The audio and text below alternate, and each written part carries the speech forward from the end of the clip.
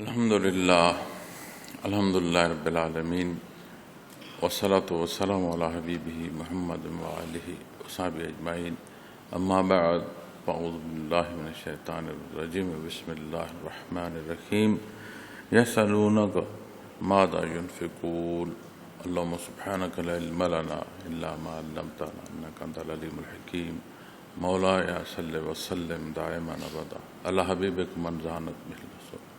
معزز سامعین کرام، السلام علیکم ورحمۃ اللہ وبرکاتہ۔ ارشاد باری تعالیٰ ہے، آپ سے پوچھتے ہیں کہ کیا خرچ کریں۔ معزز سامعین کرام، یہ جو دولت ہے، یہ جو ازدواجی رشتہ ہے جسے اللہ کریم نے صنف نازک کے طور پر پیدا فرمایا ہے، پھر جہاں انسان بستا ہے، یہ تینوں موضوعات ایسے ہیں جو انسانی زندگی میں بڑی بنیادی حیثیت رکھتے ہیں۔ دین اسلام نے زندگی کے ہر پہلو پر رہنمائی فرمائی ہے، اور جو یہ کہا جاتا ہے کہ یہ دین فطرت ہے، ایسے نہیں کہا جاتا کہ ہم دین اسلام کی محبت میں اسے دین فطرت کہتے ہیں۔ فطرت انسانی مزاج، تو فطرت کی مطابقت جو ہوتی ہے اس میں ایک بہاؤ ہوتا ہے، رکاوٹ نہیں ہوتی۔ تو فطرتی جو ایک رہنمائی ہے اس میں زندگی تسلسل کے ساتھ چلتی ہے۔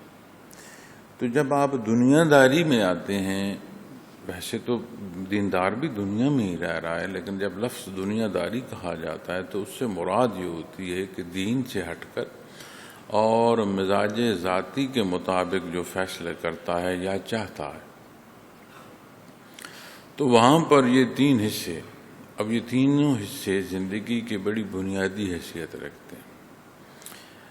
خاتون اور مرد بنیاد ہیں۔ خاتون اور مرد جو ہے نسل انسانی، بقائے انسانی کی اللہ کریم نے ضمانت پیدا فرمائے ہیں۔ یہ بنیادی جز ہے زندگی کا، اس افضل الخلق کی مزاج ہیں، پسند و ناپسند ہے، حالات اور واقعات تربیت پر اثر انداز ہوتے ہیں۔ مزاج انسانی کو قرآن کریم جب بیان فرماتا ہے تو اس کا وہ حصہ جو تجاوز کی صورت میں ناشکری کا ہے، عجلت کا ہے، تو اس طرح بے شمار پہلو، لیکن ہر نشاندہی یا انسان کی ہر ضرورت اس پر قرآن کریم رہنمائی بھی فرماتا ہے۔ اور اللہ کریم جس نے اسے پیدا فرمایا، جو خالق ہے، جو حصہ اس کے پاس ہے یا جو خواہش یا جو پہلو اس کے مزاج میں ہے، ہر شے اللہ کریم کی تخلیق ہے اور وہ خوب جانتا ہے۔ دین فطرت اس لیے کہا جاتا ہے کہ تمام فطری تقاضوں کو دین اسلام پورا فرماتا ہے۔ اسی لیے تاریخ گواہ ہے کہ جب بھی دین اسلام پر کلی طور پر عمل کیا گیا تو معاشرہ جو ہے وہ پھلا پھولا، اس میں زندگی کا بہاؤ جو ہے اس میں کوئی رکاوٹ اور خلش پیدا نہیں ہوئی۔ ایک بہاؤ جو ہے، ایک تسلسل جو ہے، اور ایک انسانی زندگی کی جو معراج ہے اس معاشرے نے حاصل کی۔ اب جو کہاوت ہوتی ہے یا جو بالعموم مختلف زبانوں اور مختلف علاقوں میں اس طرح کی باتیں جو بولی جاتی ہیں تو وہ زندگی کے تجربات سے بولی جاتی ہیں۔ اب انہی تجربات میں انسانی زندگی میں جو ہے یہ تینوں حصے بیان کیے جاتے ہیں کہ جہاں فساد ڈھونڈو گے، کوئی فساد ہو گیا تو اس فساد کی بنیاد ڈھونڈو گے، تو ان تین حصوں میں سے کوئی نہ کوئی شے بنیاد ہو۔ اور جیسے میں نے عرض کیا کہ دین اسلام دین فطرت ہے، تو جب نبی کریم صلی اللہ علیہ وسلم کے حضور یہ بات عرض کی گئی کہ یا رسول اللہ صلی اللہ علیہ وسلم، یہ جو خرچ ہے، چونکہ یہ جو تصرف ہے اس سے بھی پھر محاصل بھی ہے، اس کے محاصل میں نیکی بھی ہے، اس کے محاصل میں بدی بھی ہے، اس کے حصول میں امن بھی آ سکتا ہے، اس کے حصول میں بدامنی بھی ہو سکتی ہے، لیکن اس سارے کا انحصار ہے کہ کس رخ کا انتخاب کیا گیا۔ دنیا سارے کے نظام جو ہیں، مذاہب سارے کے سارے جو ہیں، چاہے اس میں کسی نے اضافہ کر کے حق کو ناحق کر دیا ہے یا بنیادی طور پر ہی اختراع آتی ہے اور اسی کو وہ زندگی کا بھاؤ اور مقصد حیات جانتے ہوئے چل رہے ہیں، یا نظام حیات پر آ جائیں جنہیں بالخصوص اہمیت ہے آج کے دور میں۔ ہر ادوار میں زندگی کے مختلف حصے جو ہیں وہ اہمیت کے حامل ہوتے رہے، تو جو آج کی زندگی ہے، اگر آپ گلوبلی دیکھیں، پوری دنیا کے جو نظام ہیں انہیں دیکھیں، حضرت رحمۃ اللہ تعالیٰ علیہ اس آیا کریمہ کی جو تفسیر بیان فرماتے ہیں اور اس پر جو بحث فرماتے ہیں وہ دیکھنے لائق ہے، سمجھنے لائق ہے اور اس پر عمل کی ضرورت ہے۔ آپ بڑا خوبصورت نقطہ بیان فرماتے ہیں، آپ فرماتے ہیں کہ تمام نظام حیات انسان کی آمدن پر بحث کرتا ہے، اس کے حصول پر بحث کرتا ہے، اور اس حصول میں جو مملکت کا حصہ ہے وہ کہیں کسی ٹیکس کی صورت میں آتا ہے یا کہیں اسے کوئی اور نام دیا گیا ہے، لیکن جب تمام حصوں سے گزر کر اس کی ذاتی ملکیت ہو جاتا ہے کسی فرد کی، تو اس کے بعد تمام نظام جو ہیں مالیات کے وہ خاموش ہیں۔ جب بات بندے مومن کی آتی ہے تو دین اسلام وہ واحد ضابطہ حیات ہے کہ جو مالی نظام میں جہاں بات آمدن کی ہے، ذرائع کی ہے، اس کے حصول کی ہے، اور جہاں جہاں جو حقوق و فرائض سے گزرنا ہے، چاہے وہ ذاتی ہیں، چاہے وہ اجتماعی ہیں، چاہے وہ سرکاری ہیں، ایک ایک حصے سے گزرتے ہوئے جہاں بات ٹیکس کی آتی ہے وہ دینا، جو باہم لین دین ہے وہ کرنا، اس کے بعد جب ملکیت کہلاتا ہے دنیا کی نظر میں، تو وہاں سے آگے پھر اس کے خرچ تک، جو کہ ہم دیکھتے ہیں آج ہم اگر دیکھیں تو دنیا میں ایک حد تک جو مغربی ممالک ہیں ان کی تقلید رہی، جو کہ اب یہ تقلید جو ہے وہ کمزور ہو رہی ہے۔ بہرکیف جب وہاں کوئی کاروبار کرتا ہے، ملازمت کرتا ہے، وہ جو پیسہ اور آمدن لاتا ہے، تو جو لین دین اور جو ٹیکسز ہیں اس کی ادائیگی کے بعد وہ پیسہ اس کا ہے۔ وہ اخراجات جو کہیں کسی دوسرے کو نقصان دیں یا تجاوز ہو، اس کے علاوہ وہ اسے جائز جگہ پر خرچ کرتا ہے، ناجائز جگہ پر خرچ کرتا ہے، اسے آگ لگاتا ہے، اسے گورنمنٹ نہیں پوچھ سکتی، کوئی ادارہ نہیں پوچھ سکتا، وہ کسی کو ساری دے کسی کو نہ دے، اسے کوئی نہیں پوچھتا۔ لیکن اسی نظام اور اسی موضوع کو جب آپ دین اسلام میں لاتے ہیں تو تمام فطری تقاضے پورے فرماتا ہے، اور وہ بنیاد زر جو بڑا فساد کا سبب ہوتا ہے دین اسلام میں، وہ بھی حیات کی روانی کا سبب ہو جاتا ہے، چونکہ صرف آمدن پر بحث نہیں فرماتا، دین اسلام اس کے اخراجات پر بھی رہنمائی فرماتا۔ اور اس کا دوسرا پہلو دیکھیں تو بندے مومن کی زندگی کا ہر پہلو یہ شہادت دیتا ہے کہ جو کچھ ہے وہ اللہ کا ہے، میرا کچھ نہیں ہے، کیونکہ مصارف بھی جب اس کی پسند کے مطابق ہیں اور کیوں نہ ہوں۔ قرآن کریم فرماتا ہے کہ اللہ کریم نے جب دنیا اور آسمان کا نظام قائم کیا، پیدا فرمایا، تو اللہ کریم نے دنیا کو بلایا اس کی ترتیب کے لیے، تو قرآن کریم فرماتا ہے کہ وہ حاضر ہوئی اس لیے کہ اسے حاضر ہونا ہی سزاوار مخلوق ہے، کہ خوشی سے آؤ، یا نہ خوشی سے آؤ، تمہیں اس انداز میں ڈھلنا ہے۔ اس پہلو سے جو آیا کریمہ رہنمائی فرماتی ہے، پھر یہ بھی فرمایا گیا کہ اسے سزاوار ہی یہی ہے۔ تو جو بنیاد ایمان کی ہے وہ بندے کو اس حقیقت سے آشنا کر دیتی ہے کہ جو کچھ ہے اللہ کا ہے، اور میرے پاس جو حصہ ہے یا جو دیکھنا ہے یا جو سمجھنا ہے وہ ایک امانت دار کی حیثیت سے ہے اس کا، جو اس نے دیا ہوا ہے تو اس کی امانت ہے۔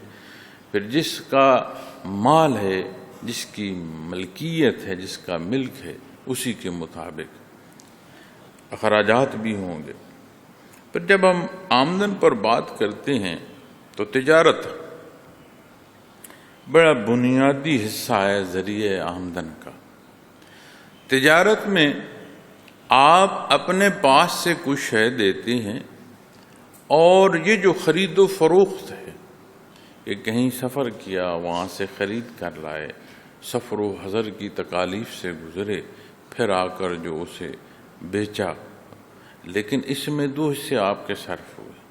ایک حصہ جو بنیادی طور پر آپ نے اپنا خرچ کیا، اس خرچ کے بدلے میں پھر آپ کو اس پر جو اجرت ملی، اس میں آپ کا نفع ہے، جو اس کی قیمت ملی وہ آپ کا نفع ہے۔ دوسرا حصہ آتا ہے کہ آپ کہیں ملازمت کرتے ہیں، تو جہاں آپ ملازمت کرتے ہیں اس کے دو پہلو، ایک وہ جو آپ ذہنی استعداد کے طور پر کرتے ہیں، معاونت جو ذہنی ہوتی ہے، رہنمائی جو ہوتی ہے، اور ایک ہوتی ہے اسی ملازمت کی دوسری قسم مزدوری کی۔ ملازمت میں آپ کا معاہدہ ہوتا ہے، اس میں آپ اپنی استعداد جو ذہنی ہے اس کا استعمال زیادہ ہوتا ہے، مزدوری میں آپ کے وجود کا جو حصہ ہے اس کا استعمال زیادہ ہوتا ہے۔ چوتھے حصے میں آتی ہے بات، اب آپ ان تینوں میں دیکھیے گا کہ اپنی طرف سے ایک حصہ خرچ ہو رہا ہے، کہیں وجودی استعداد خرچ ہو رہی ہے، کہیں ذہنی استعداد خرچ ہو رہی ہے، کہیں مال خرچ ہو رہا ہے۔ پھر آپ آتے ہیں کاشتکاری پر، تو کاشتکاری میں بھی آپ ذہنی اور وجودی استعداد دونوں کو بروئے کار لاتے ہیں، اور وہ تجربات جو ایک مسلسل عمل سے گزرتی ہوئے ہم تک پہنچتے ہیں، اس کے مطابق فصل جو ہے وہ بوتے ہیں۔ اب ایک دانہ جو بیج کی صورت میں ہم نے زمین کے سینے میں سینچا، یہ اللہ کی قدرت ہے کہ اس ایک دانے سے اللہ کریم نے کتنے دانے مزید اگا دیے، یہ کسی کا اختیار نہیں ہے۔ لیکن وہ اصول جو اللہ کریم نے پیدا فرمائے، اس کی مطابقت اور اس کے مطابق محنت کی ضرورت ہوتی ہے، تو پھر آپ اس کا پھل حاصل کرتے ہیں۔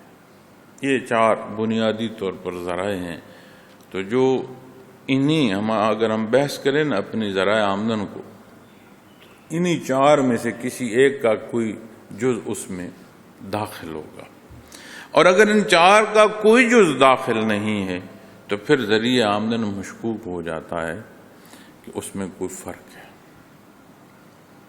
تو دین اسلام آمدن اور خرچ نہیں، آمدن اس کے ذرائع، اس کے انداز، اس کے اصول، پھر حصول تک پہنچتے ہوئے ملکیت اللہ کی، اور پھر جب بات اخراجات کی آتی ہے معزز سامعین کرام، تو پھر اخراجات بھی اللہ کی حکم کے مطابق۔ یہ وہ پہلو ہے جو تعمیل کے نقطہ نظر سے ہے، لیکن جب ہم اس تعمیل کو دیکھتے ہیں، ہر پہلو میں جو تعمیل کر رہا ہے بھلائی اسے نصیب ہو رہی ہے، اس لیے کہ اللہ کریم کی ذات بے نیاز ہے، وہ رب ہے، ہر ایک کی ہر لحظے ہر ضرورت پوری فرما رہا ہے، تیرے چند ٹکوں سے اسے کیا اثر؟ ہمارے جو کمزور نحیف ٹوٹے پھوٹے رکوع سجود ہیں، اس سے کیا اللہ کریم کی کارگاہ حیات میں کو اسے تعمیل منظور ہے؟ تو بے نیاز ہے، محتاج تو ہم ہیں، ہم مخلوق ہیں۔ تو آپ بنیاد ایمان پر بحث لائیں تو ایمانیات، اس کی جو بھلائی ہے وہ حضرت انسان حاصل کرتا ہے، آپ عبادات پر آئیں، عبادات کا ایک ایک حصہ، اور ظاہری اور باطنی دونوں حصوں کی بھلائی انسان پاتا ہے بحیثیت مسلمان۔ پھر آپ معاملات پر آتے ہیں، اور انہی معاملات میں ذرائع آمدن ہے جو ہے اور جہاں خرچ کرنا ہے، ان دونوں پر جب آپ بحث کریں اور دینی رہنمائی، اسلام کی رہنمائی، حکم جو اللہ کا ہے اس کے مطابق عمل کریں تو بھلائی پھر بھی آپ ہی کو نصیب ہو رہی ہے۔ اب یہ جو سمجھا جائے کہ جو مال ہے یہ میرا، اس پر زکوٰۃ میں کیوں دوں؟ میاں مال تیرا نہیں ہے، جو کائنات کا مالک ہے مال بھی اس کا ہے، تو بھی اس کا ہے۔ زمین و آسمان، قرآن کریم کتنا واضح بیان فرماتا ہے کہ زمین و آسمان کی بادشاہی اس کی ہے، زمین و آسمان کا مالک وہ ہے، زمین و آسمان کی ہر شے اس کی تسبیح کرتی ہے۔ کتنی واضح آیات ہیں قرآن کریم۔ تو جب یہ پوچھا جاتا ہے کہ یسألونک ماذا ینفقون، آپ سے پوچھتی ہیں کہ کیا خرچ کریں، یعنی کیسے خرچ کریں، کیا انداز ہو، تو جو گزارشات آپ سے پیش کر رہا ہوں کہ خرچ کرنا یہ دوسرے درجے میں آتا ہے، پہلے حصے میں جو بات آتی ہے وہ آمدن ہے۔ تو جب آپ آمدن پر بحث کریں گے تو پھر ذرائع پر بحث جائے گی، جب ذرائع پر بحث کریں گے تو پھر جائز اور ناجائز حصے آپ کے سامنے آتے چلے جائیں گے۔ تو جب اس باریکی سے لا کر آپ اخراجات کے حصوں تک پہنچیں گے تو پہلا حصہ جو ہے وہ مکمل ہوگا۔ تیسری بات جو عرض کرنا چاہتا ہوں وہ یہ ہے، ہم جب مزاح کرتے ہیں یا سمجھا جاتا ہے کہ ایک ایسی گفتگو ہے جس سے محظوظ ہوا جائے تو ہم حدود بھول جاتے ہیں۔ اسی طرح گفتگو میں کہیں یہ بھی سنا کہ جی پیسہ کیسے حرام ہو سکتا ہے، جانور تو سمجھ آیا کہ جی یہ مرغ حلال ہے، بکرا حلال ہے یا گدھا حرام ہے، تو پیسے سے حلال ہے۔ جب بندہ حق سے دور ہوتا ہے تو اس کا ہر پہلو ایسا ہوتا ہے جو اسے مزید ڈبوتا ہے، وہ اپنے لیے بدبختی پیدا کرتا ہے۔ تو اللہ معاف فرمائے، دینی احکامات پر گفتگو کرتے ہوئے، سوال کرتے ہوئے، جواب دیتے ہوئے، اس کی حدود و قیود میں یہ جو بنیاد ہے نا ادب کی، اسے ملحوظ خاطر ضرور رکھا جائے۔ اب جو میں یہ تیسرا حصہ عرض کر رہا ہوں یہ ہے کہ آپ جو رزق کماتے ہیں، مال کماتے ہیں، اس کمانے میں وہ حصہ جو خوراک کی صورت میں آپ پر خرچ ہوتا ہے، آپ اپنے گھر پر خرچ کرتے ہیں، اپنی اولاد پر خرچ کرتے ہیں، آپ معاشرے میں دے رہے ہوتے ہیں، اس کا وہ اصول جو اسلام بتاتا ہے اس کے مطابق جو حرمت اور علت کی بات ہے کہ حلال جو ہے، اگر ظاہری طور پر میڈیکلی، طبی طور پر اس میں کوئی نقص نہ ہو، لیکن مال حرام سے وہ رزق حاصل کیا جا رہا ہو، تو وجود کا جو فائدہ ہے اس پر بحث ہی نہیں رہتی، چونکہ وہ پھر ایسا فساد نیا خانے میں جا کر پیدا کرتا ہے کہ آخر وجود فساد میں مبتلا ہوتا ہے۔ اگر وہ بیماری کی صورت میں نہیں ہے، فساد کی صورت میں ہے، تو فساد کی وہ صورت بھی کوئی ایسی نہیں ہے کہ جو اطمینان بخش ہو، جہاں جان ہی کا خطرہ پیدا ہو جائے۔ تو کہیں کوئی یہ تلاش کر رہا ہو کہ مال اور دولت سے میں دنیا کا سکون حاصل کر لوں، تو تاریخ انسانی اس کی شہادت نہیں دیتی، بلکہ شہادت اس کے خلاف ملتی۔ وہ جو سکھ ہے اس کے ساتھ مشروط دولت نہیں ہے، اس کے ساتھ مشروط اصول ہے جو دین اسلام کا ہے، اس کی مطابقت حیات میں ٹھہراؤ اور سکھ دیتی ہے۔ اب جب آپ کے حضور یہ بات عرض کی گئی کہ کیا خرچ کریں، یعنی کیسے خرچ ہوں، اخراجات اور مصارف کیا ہوں، تو معزز سامعین کرام، یہ جو میں بحث آپ کے سامنے پیش کر رہا ہوں، اس سے مقصد صرف یہ نہیں ہے کہ آپ کے حضور جو سوال عرض کیا گیا اور آپ نے جو جواب ارشاد فرمایا، ہم اس بات کو سنیں اور اس بات پر جو ہے اپنی رائے قائم کریں اور اٹھ جائیں اور اپنی زندگیاں جو ہیں وہ خواہشات ذاتی کے مطابق چلتی رہیں. نہیں، دین اسلام کی تربیت ہر ایک کے لیے ہے اور ہمیں مخاطب فرمایا گیا. جب اللہ کے حبیب صلی اللہ علیہ وسلم نے مصارف پر ارشاد فرمایا تو دعوے امتی رکھتے ہو، احکامات کی بات ہے تو پھر احکامات کو وہاں جا کر لے جاؤ گے کہ جہاں آپ فرما رہے ہیں. آپ کا فرمان اپنے لیے نہیں سمجھتے تو پھر اپنے آپ کو امتی ہونا کیسے جوڑو گے؟ یہ شہادت ہے ایک امتی کے امتی ہونے کی کہ وہ تعمیل حکم میں ہے. کمی بیشیاں ہیں، اللہ معاف فرمائے، لیکن اپنی جو جستجو ہے اور جو حقیقت آشنائی ہے اس شناسائی میں اگر ہم نہیں اور بحث میں نہیں آئیں گے تو اعمال صالح کیسے ہوں؟ تو جب رزق کی بات آتی ہے تو وہی آمدن سے جو رزق آیا، اگر آمدن جائز نہیں ہے تو حلال رزق جو حلال گوشت ہے اسے بھی آپ لائیں گے تو اس کی حرمت جو ہے وہ نہیں ہوگی.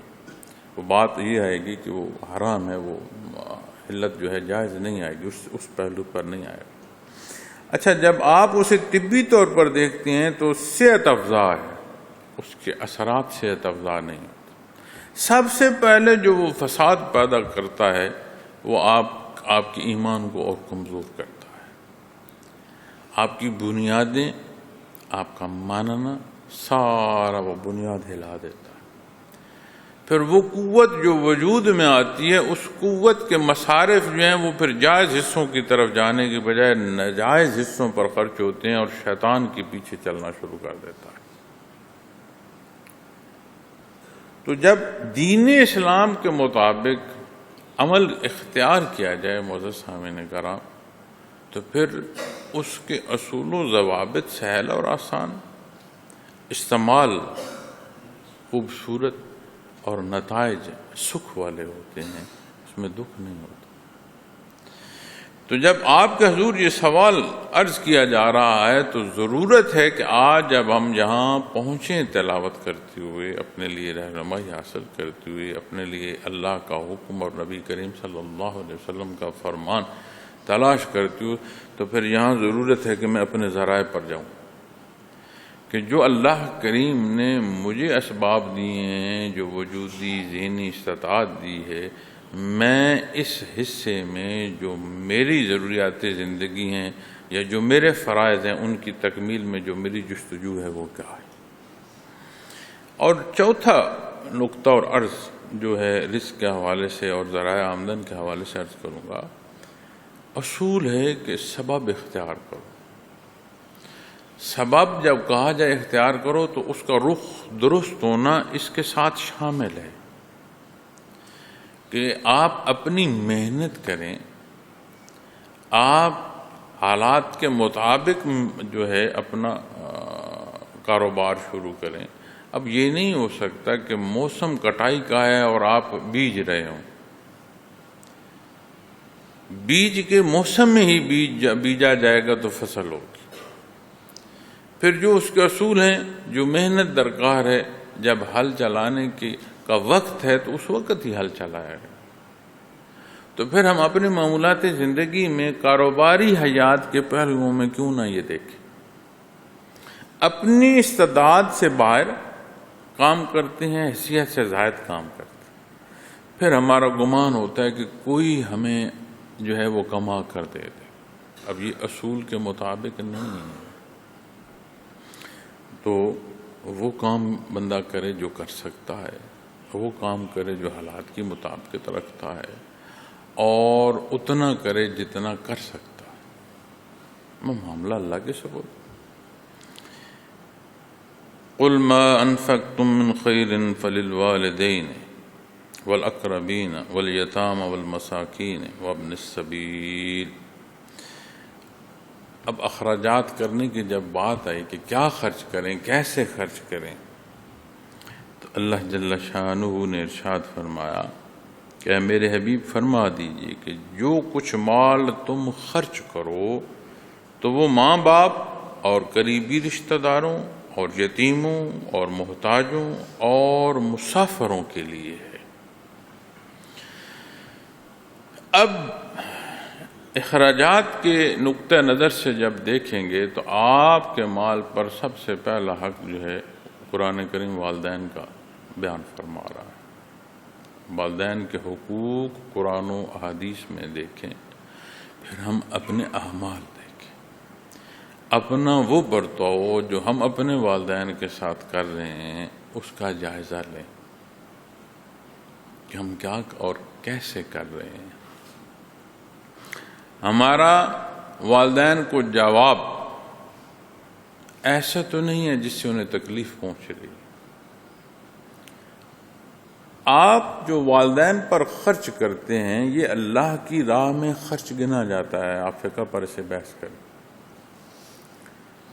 قرآن و حدیث کی روشنی میں جو مال والدین پر خرچ کرتے ہیں یہ بنیادی فریضہ آپ کا ہے، لیکن جب آپ اسے خرچ کرتے ہیں تو اس کے اخراجات اللہ کی راہ کی جو خرچ ہے اس میں بھی داخل ہوتے چلے جاتے ہیں، آپ کی ذمہ داری۔ نبی کریم صلی اللہ علیہ وسلم کی خدمت میں ایک سوال عرض کیا گیا، اور سوال عرض کرنے والے جو صحابی تھے وہ انتہائی مفلس تھے، غریب تھے، مزدوری کرتے تھے۔ عرض کی یا رسول اللہ صلی اللہ علیہ وسلم بڑی مشکل سے میں رزق کماتا ہوں، اور جو کچھ لاتا ہوں میرا والد مجھ سے نہیں پوچھتے، وہ خرچ کرتے ہیں اپنی مرضی سے، تو آپ انہیں منع فرمائیں کہ ایسے نہ کیا کریں۔ آپ نے فرمایا انت و مالک لابیک، تو اور تیرا مال اس کی ملکیت ہے، تو مال کی بات کر رہے تو بھی اس کی ملکیت۔ یہ نہیں فرمایا کہ اسے میں روکتا ہوں، یہ کہتا ہوں جو حکم آپ نے پہلا فرمایا، جس نے سوال کیا سیدھا اسے حکم فرمایا۔ آپ نے فرمایا انت و مالک لابیک، تو اور تیرا مال اس کی ملکیت ہے تیرے باپ کی۔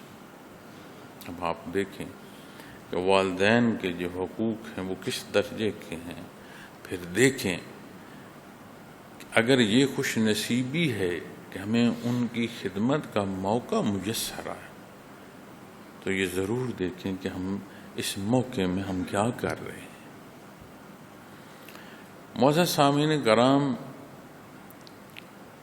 وقت بڑی قیمتی شے ہے۔ یہ فکرے، یہ الفاظ ہم سنتے ہیں، کاش یہ محسوس بھی ہمیں ہو کہ وقت کتنا قیمتی شے ہے۔ وقت کا استعمال آپ کو نکھار دیتا ہے، لیکن آپ کی بنیاد سیدھی ہو تو۔ اس لیے اشیاء جو ہیں ان پر بھی جب وقت گزرتا ہے تو وہ بھی نوادرات کہلاتی ہیں، لیکن جو ضائع ہو جاتی ہیں وہ اپنا وجود کھو دیتی ہیں، لیکن جو محفوظ رہتے ہوئے وقت جن پر گزر جاتا ہے آپ غور فرمائیں، انہیں نوادرات کہتے ہیں، وہ قیمتی ترین شے ہوتی چلی جاتی ہے۔ تو بحیثیت انسان جب وقت کی قدر کریں گے اور حکم کی مطابقت دیکھیں گے تو پھر تعمیر ہوگی، تربیت ہوگی، نکھار آئے گا۔ اور یہ بات گزرتے وقت کی کہ آج کوئی ضعیف ہے، اگر اتنی عمر ہوئی تو کل یہ ضعیفی ہم نے بھی دیکھنی ہے۔ حضرت رحمۃ اللہ تعالیٰ علیہ ایک واقعہ آپ نے بیان فرمایا ہے اپنے بیانات میں کہ ایک بزرگ بیٹھا تھا سین میں، 7 جوان سال بیٹا بیٹھا تھا۔ اس بزرگ نے سیند میں بیٹھے، جس چھاؤں میں بیٹھے تھے اس درخت پر ایک کوا بیٹھا، تو پوچھا بیٹا یہ کیا بیٹھا ہے؟ ابا جی کوا بیٹھا۔ تھوڑا توقف کر کے پھر بیٹا یہ کیا بیٹھا؟ ابا جی کوا بیٹھا ہے۔ تھوڑا سا وقفہ دے کے پھر پوچھا یہ کیا بیٹھا ہے؟ تو پھر اس نے تل ملا کر جواب دیا کہ ابا جی ایک دفعہ جو بتایا کوا بیٹھا، خیریت تو ہے؟ انہوں نے کہا بیٹا یہی سین تھا اور یہی درخت تھا، ایسے ہی کوا بیٹھا تھا، تو نے مجھ سے 100 دفعہ پوچھا کہ ابا یہ کیا ہے، میں نے تجھے 100 دفعہ بتایا یہ کوا ہے۔ آج تیری باری آئی، تیسری دفعہ ہی تو تڑپ گیا۔ تو کل جو وہ گود میں بیٹھا تھا اس کی گود میں بھی کل کوئی ہو سکتا ہے. جہاں آج ضعیفی اور نقاہت میں کوئی بیٹھا ہے کل یہ بھی وہاں جا کر اسی صورت میں بیٹھ سکتا ہے. لیکن جب دینی احکامات کی مطابقت ہوگی تو جہاں ادب کی ضرورت ہے وہاں ادب ہوگا، جہاں شفقت کی ضرورت ہے وہاں شفقت ہوگی. تو زندگی آسان کس کی ہوگی؟ جسے مخاطب فرمایا جا رہا. کیوں دنیا میں دین اسلام کا نفاذ نہیں ہونے دیا جاتا؟ اس لیے نہیں ہونے دیا جاتا کہ پھر اور کوئی نظام بچتا نہیں. دین کسی پر زبردستی نہیں فرماتا. دین کی مطابقت زندگی میں اتنی خوبصورتی پیدا کرتی ہے کہ ہر کوئی پھر دین اسلام کی طرف کھنچا آتا ہے.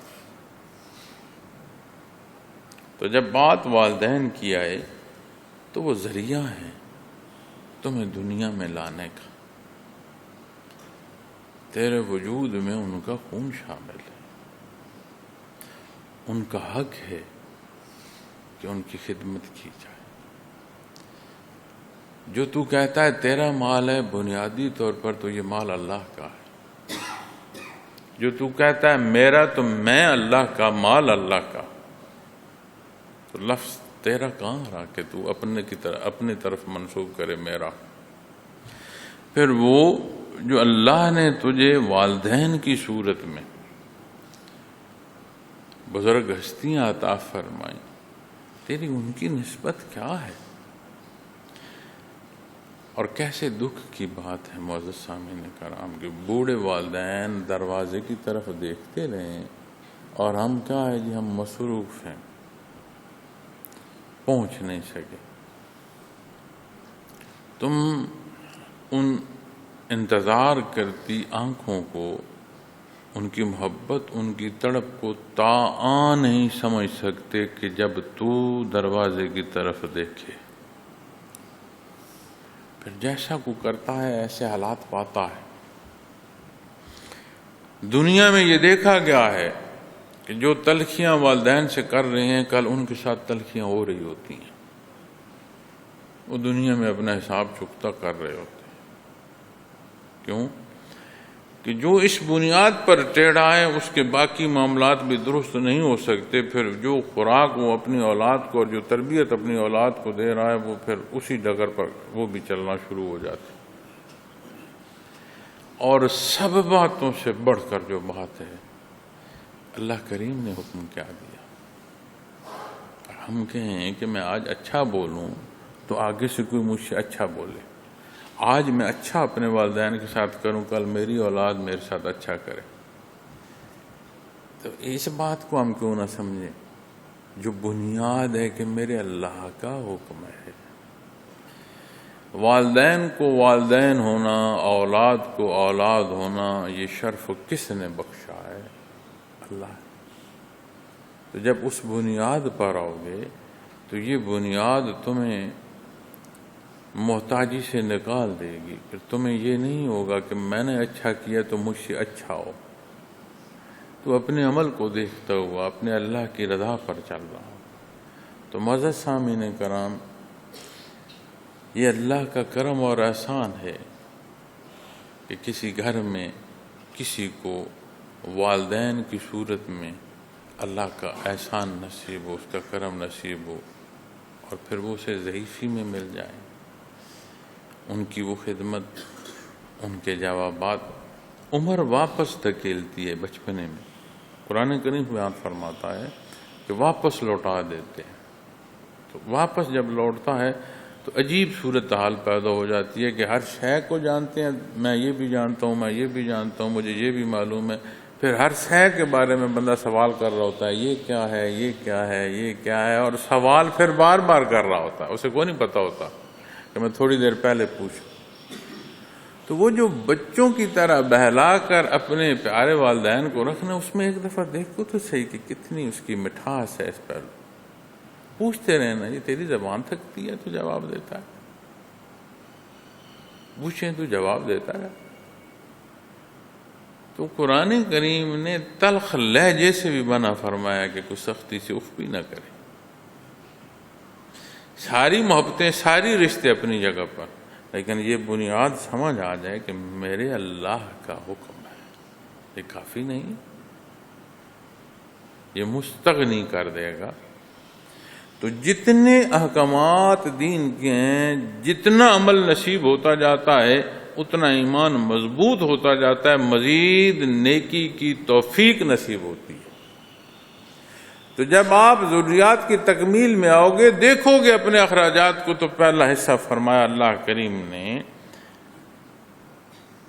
فَلِلْوَالِدَيْنِ، تو بات اپنے والدین کی آ، اللہ کریم یہ باریکیاں سمجھنے کی توفیق عطا فرمائے۔ تو انشاءاللہ اگلا حصہ جو ہے کل عرض کروں گا اس سے متعلق، لیکن یہ ضرور عرض کروں گا مجھ سمیت کہ یہ موقع اور یہ اللہ کی عطا اور اس کا تصرف شکر گزاری کے پہلو میں اللہ کریم توفیق عطا فرمائے۔ وآخر دعوانا الحمدللہ رب العالمین۔